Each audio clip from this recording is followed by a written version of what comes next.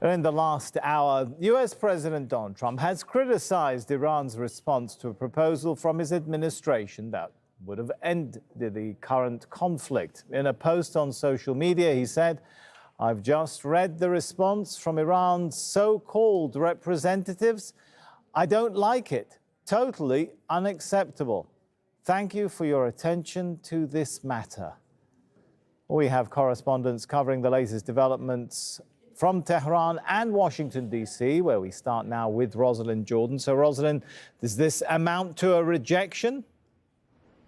It certainly sounds like a rejection, but we don't know on what grounds. And that's because up until the president's comment on his personal Truth Social account in the past hour, we have not heard from the Trump administration what it thinks of the latest Iranian proposal for trying to end the war that started back on February 28th. Now, according to various press reports, the Iranians talked about dealing with some of the big sticking points, the situation in the Strait of Hormuz, who ultimately controls the freedom of navigation through that waterway, Iran's nuclear ambitions, Iran's ballistic missiles program, sanctions, the refunding of money that has been impounded because of those sanctions. All of these issues have not been formally addressed in detail by members of the Trump administration, but the president's comment in the past hour on Truth Social seems pretty conclusive that whatever the form of all of these suggestions from the Iranians comprises, the president doesn't like it.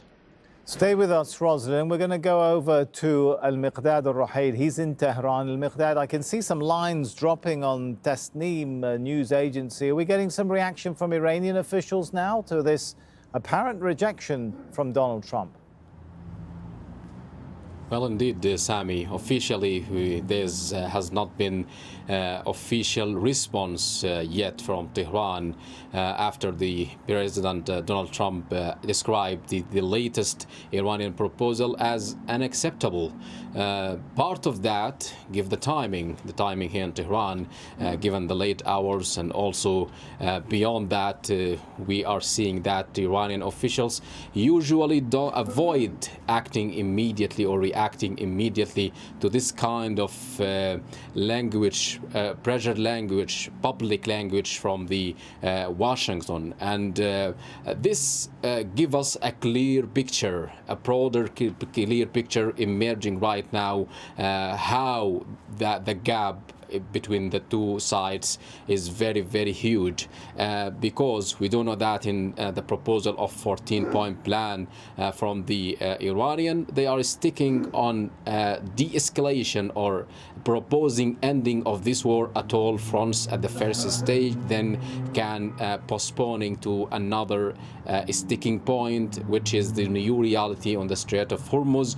And at the same time, they are demanding guarantees that this war will not gonna resume again, about the future military operation from the United States. They need a guarantee within the first stage of that proposal. At the same time, they are saying that we have a full control, a new mechanism, a new realization, a new reality on the Strait of Hormuz, and we have rights to control that strategic waterway, especially after this war. And in return of that, they are also speaking about lifting the blockade. If the United States lift its blockade on the Iranian borders, they can discuss how to reopen or how to draft a new mechanism for controlling the strategic corridor. So this also gives us the idea of that Americans are looking at the proposal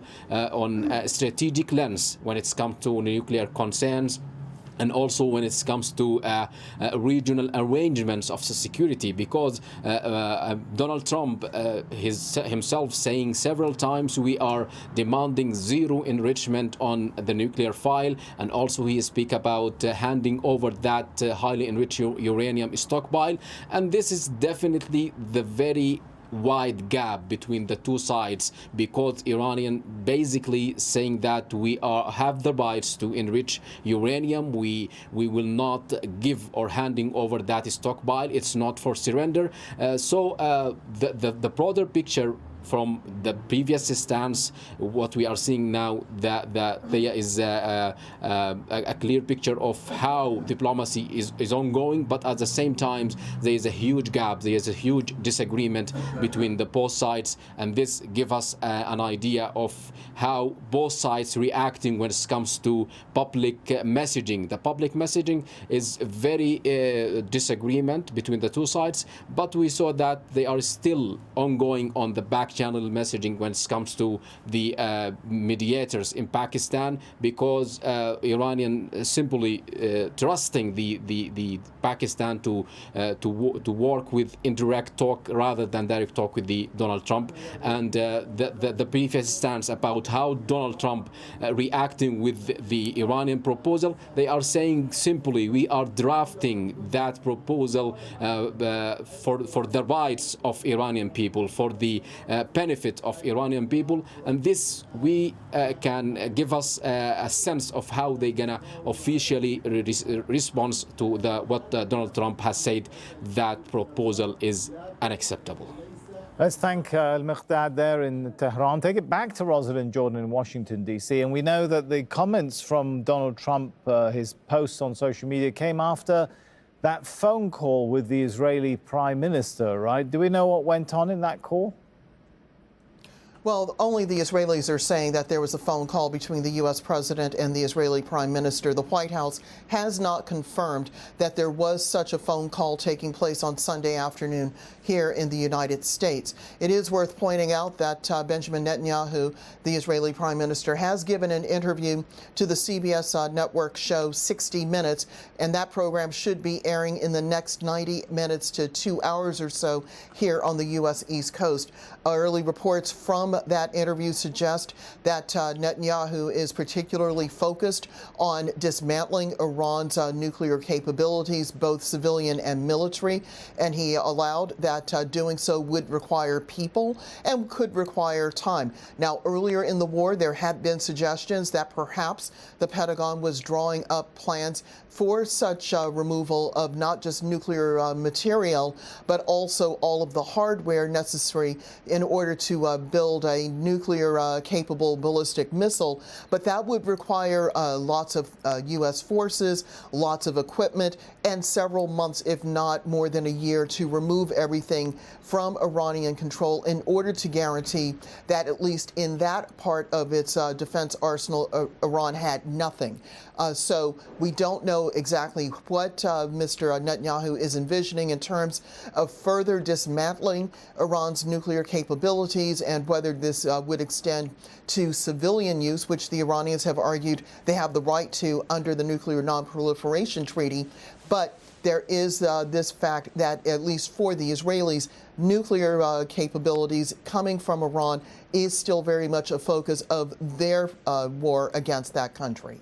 And that's Rosalind Jordan from Washington, D.C.